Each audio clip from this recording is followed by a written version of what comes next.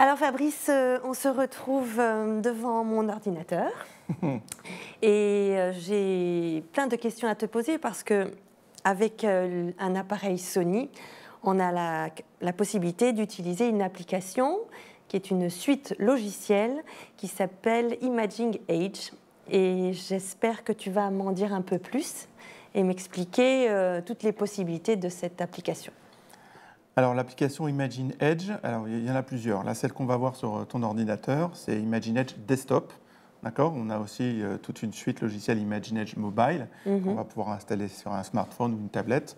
Là, ce qu'on voit sur la partie desktop, c'est qu'on voit effectivement qu'on a trois parties principalement. Remote, donc c'est ce qu'on va pouvoir commander, prendre le contrôle ou en tout cas avoir un lien direct avec l'appareil pendant qu'on shoot et voir les images. Donc avec on peut ouais. être en shooting connecté Tout à fait. grâce à cette application. Voilà, là on va le faire avec l'USB-C, mais on peut le faire aussi en Wi-Fi, directement sur l'ordinateur. Le view, on verra que quand on a pris des photos, on va arriver dans une interface un peu avec ce qu'on appelle un chutier d'images pour pouvoir voir les images et puis les trier. Voilà, et éventuellement appliquer des choses par lot. Et puis le edit, c'est quand on va vouloir aller plus loin sur une image, faire une retouche un peu plus profonde. Alors si c'est du JPEG, on sera un peu limité. Si c'est des fichiers RAW, on pourra changer l'exposition, la balance des blancs, et on pourra même enregistrer le preset, et puis après derrière le lancer par lot sur une série de photos, 50, 100 photos. Oui. Et donc là, garder en mémoire notre profil. Tout à fait. Donc là, ce que je te propose, c'est qu'on va brancher le boîtier. Donc en l'occurrence, on a pris l'Alpha 7R5. On le branche en USB-C à ton Mac. D'accord, toc. Le boîtier, alors là, le boîtier me propose plusieurs choix tout de suite, ce qui est assez simple parce que le boîtier peut aussi servir de webcam. D'accord. Sans aucun logiciel. D'accord. Donc là, il se trouve qu'on va faire prise de vue connectée à distance. Donc là, il est connecté. J'ai pas de carte dans le boîtier. Et puis je vais démarrer remote pour pouvoir voir un peu. Voilà. Et voilà, donc, oui. Super, j'ai une super erreur. Attends. On va. Il y a du planté. On va faire quitter. On va faire quitter. Bon, de toute façon, ça va être coupé et puis on va, voilà. On refait, tu veux qu'on refasse? On refait pas, là, en fait, on continue. On peut continuer? Donc là, on va cliquer sur Remote. Donc on fait démarrer. Il va reconnaître, en fait, le boîtier qui est connecté. Donc là, en l'occurrence, un Alpha 7R Mark V. OK, on va lui confirmer qu'on est bien d'accord. Voilà, donc j'actualise quand même pour vérifier. Si j'avais eu un Alpha 7 IV, il aurait reconnu la ligne. Donc je clique dessus, je double-clique, et il va m'ouvrir la connexion privée spécifique avec l'appareil. Voilà, donc en l'occurrence ici, voilà, je suis en shooting. Alors on voit aussi ce qu'il y a derrière les rideaux. Voilà, directement ici. Donc après, je peux soit commander de l'appareil, soit on a une interface assez complète ici. Ouais, on voit bien. On peut choisir le taux de zoom qu'on va avoir lorsqu'on va faire une mise au point. Je peux ici changer l'orientation si je suis en vertical. Bon, il y a beaucoup de fonctions, mais on a le retour vidéo. Si je dézoome et je zoome, on est quasi instantané dans cet environnement-là. C'est très pratique et des fois même quand on fait des photos de packshot ou quoi pour positionner les éléments, c'est vraiment facile et agréable. Et c'est assez rapide. Et puis au-delà, il se trouve que je me suis mis en manuel, donc je peux changer directement sur l'interface ou sur mon boîtier en même temps. Là, je me suis mis à 1/100 de seconde, mais si je change à la molette de mon boîtier, j'ai changé le diaphragme, autant pour moi, je suis en train de changer le diaphragme qui est ici. Si je prends mon autre molette, je vais changer la vitesse. Donc, l'avantage, c'est surtout de ne pas trop toucher à l'appareil pour pouvoir vraiment ça dépend. Garder une... Ça dépend complètement de ce que fait le photographe. D'accord. Le photographe, il peut avoir envie de vérifier le live view, d'avoir un opérateur derrière l'écran et être derrière le boîtier et faire les changements du boîtier. Là, en fait, on peut les faire des deux côtés en même temps. Il n'y a pas besoin de changer de mode. D'accord, les deux sont mélangés. Oui, ils fonctionnent en même temps. Voilà, on peut changer les paramétrages de balance des blancs. En fait, on a un peu le tableau de bord qu'on a quand on appuie sur le bouton fonction du boîtier. Et si je shoot d'ici, je vais shooter là. Donc là, il va transférer les fichiers. Et on voit automatiquement, voilà, il va mettre la partie viewer. Je l'ouvre un peu plus grand.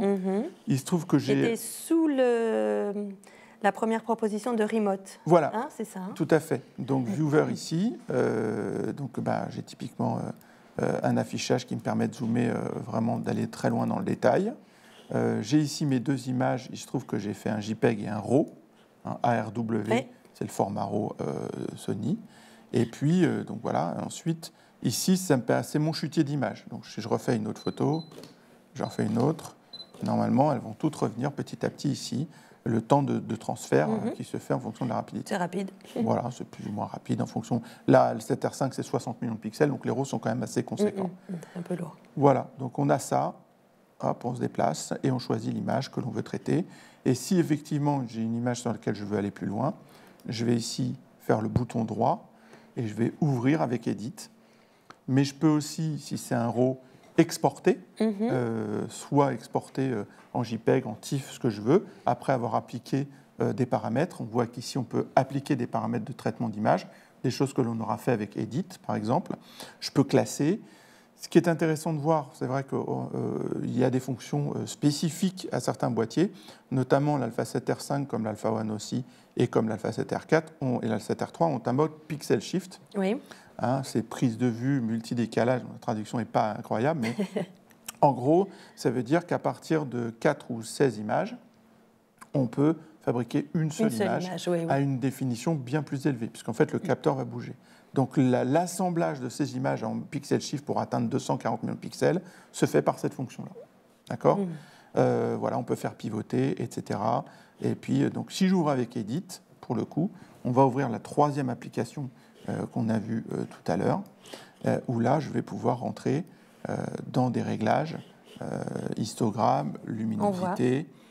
Donc là, je vais vraiment changer l'exposition. D'accord ? Puisque je suis sur le fichier RAW. Oui, mais là, on travaille vraiment dans le fichier RAW. Dans le fichier pour améliorer notre photo ou lui donner... Tout à fait. Je peux changer ici la balance des blancs que j'ai choisie. Je peux me mettre, par exemple... Est-ce qu'il propose un mode automatique, de correction automatique Pas pour celle-là. Pour les gens un peu feignants comme moi.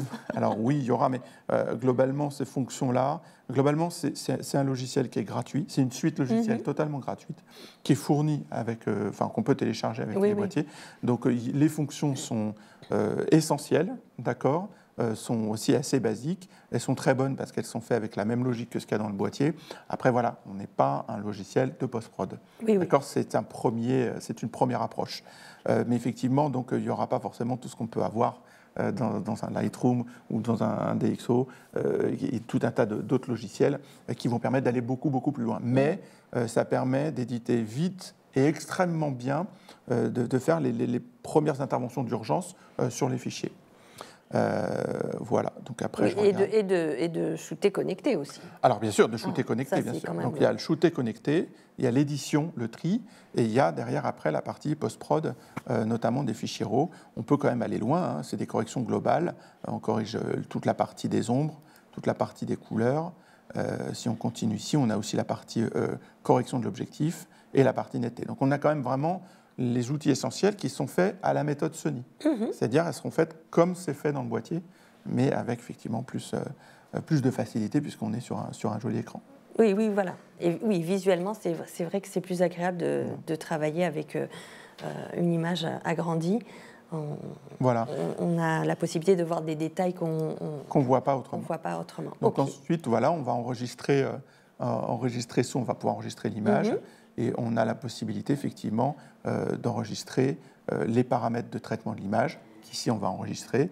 Et après, dans View, on va pouvoir rechercher ce fichier d'enregistrement et les appliquer à toute une série d'images. Ah oui, d'accord. On n'est pas obligé, à chaque fois, de retenir, on va dire... Plus maintenant. Donc, c'est une bonne suite logicielle qu'il faut avoir. Et qu'on peut utiliser. Oui, d'autant plus qu'elle est gratuite, elle est très simple d'utilisation, elle se télécharge hyper facilement. Donc, n'hésitez pas, il faut en profiter. Voilà. Merci pour toutes ces explications. Avec plaisir. Je vous conseille fortement d'aller jeter un œil à cette suite logicielle et de vous amuser avec vos photos.